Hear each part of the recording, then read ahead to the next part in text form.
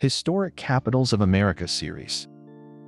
This is a journey through the cities that governed a nation. At the meeting of the Des Moines and Raccoon rivers, Iowa's capital has always drawn its identity from movement.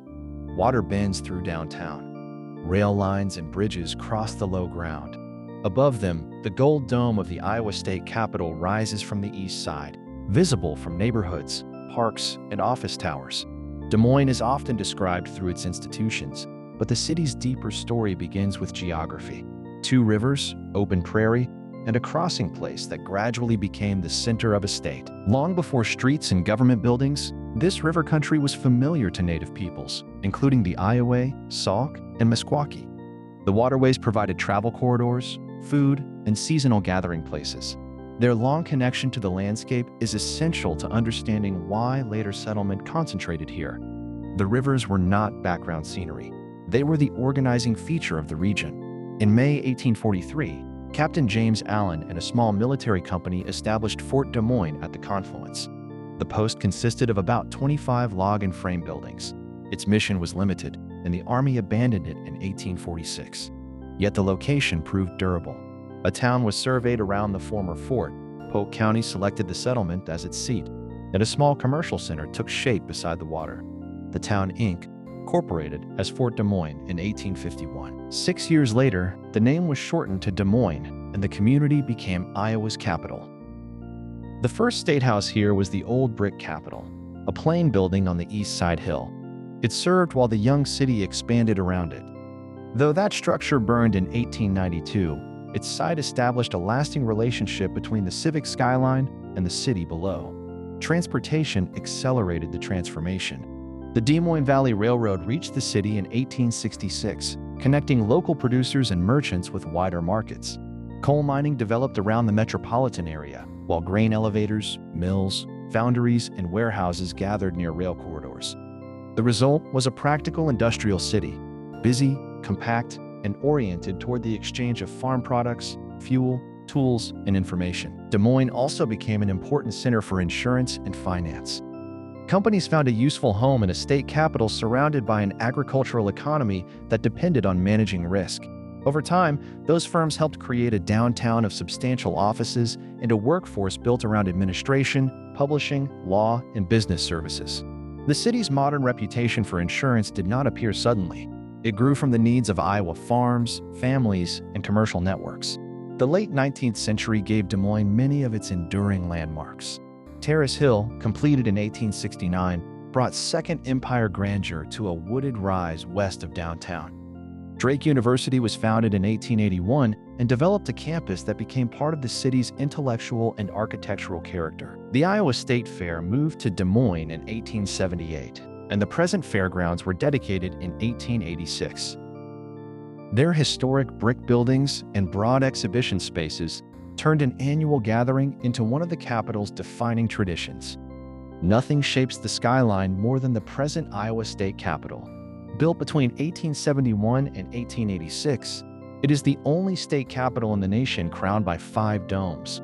The large central dome, covered in gold leaf, stands above 4 smaller corner domes. Inside, marble, carved Iowa woods, grand staircases, and the multi-level law library express the confidence of the era. The building is both a working seat of government and the city's most recognizable landmark. By the early 20th century, civic leaders were reshaping the riverfront. A group of public buildings rose in the city's beautiful tradition, bringing formal architecture and landscaped spaces to an area once dominated by industry. The 1903 Public Library later became the World Food Prize Hall of Laureates, reopening after a careful restoration.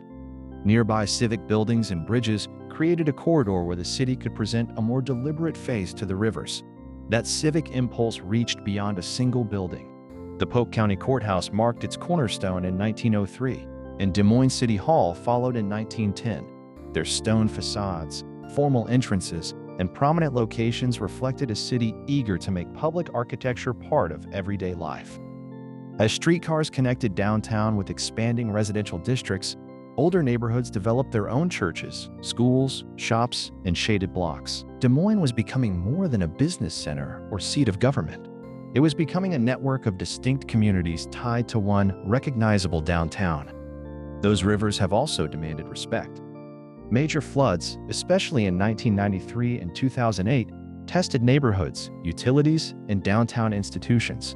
Recovery strengthened flood protection and encouraged new attention to trails, parks, and public access. Today, the river system is again central to how Des Moines imagines itself, not as an obstacle behind buildings, but as a landscape connecting districts and gathering spaces. The contemporary city balances formal landmarks with approachable places. The Greater Des Moines Botanical Gardens Geodesic Conservatory has stood beside the river since 1979, enclosing a lush world beneath its glass framework. Downtown, the 4.4-acre John and Mary Pappajohn Sculpture Park brings major contemporary art into an open lawn framed by the skyline. East Village storefronts, restored warehouses, neighborhood parks, and the trails around Gray's Lake add smaller-scale textures to the capital. Local character also lives in familiar food traditions. Tasty Tacos, founded in 1961 by Richard and Antonia Mosqueda, remains a family-owned Des Moines institution. Its signature puffy flour taco is simple, distinctive, and closely associated with the city. It is the kind of place that matters not because it is grand, but because generations have made it part of ordinary life. The 2020 census counted 214,133 residents in Des Moines, making it a substantial city with an unusually accessible center. The Gold Dome, rivers, fairgrounds, campuses, gardens, and neighborhood businesses are not isolated attractions. Together, they show how a frontier post became a capital without losing its Midwestern directness. Des Moines is polished but rarely showy, ambitious without turning away from the landscape that formed it. Thank you for watching, with a special thank you to our current subscribers. Please like and subscribe to Roads Through History for more stories from America's historic capitals.